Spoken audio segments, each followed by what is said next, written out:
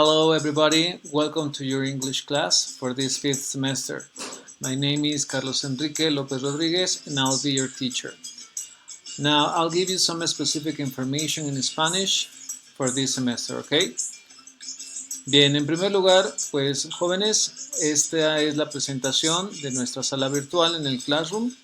Recuerden que cada semana está diseñada con actividades específicas para que las puedan entregar un día después de la semana. Recuerden que ahora inglés tiene 5 horas a la semana, por lo tanto, cada clase, pues si fuera una clase normal, estaría compuesta de 50 o 45 minutos. Hay que tomar en cuenta esto para que podamos ordenar la forma en la cual vamos a trabajar nuestro material para que te dé tiempo a terminar las actividades y las puedas subir a tiempo, ¿ok?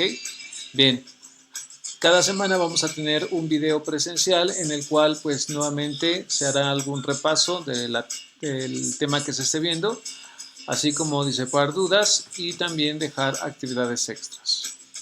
Bien, pues este fue nuestro video de bienvenida.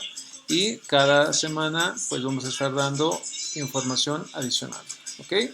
Pues welcome, hay que tener muy en cuenta que nuevamente vamos a utilizar una libreta nueva o podemos utilizar también una libreta reciclada si tenemos pues más de 30 hojas en blanco, ¿ok?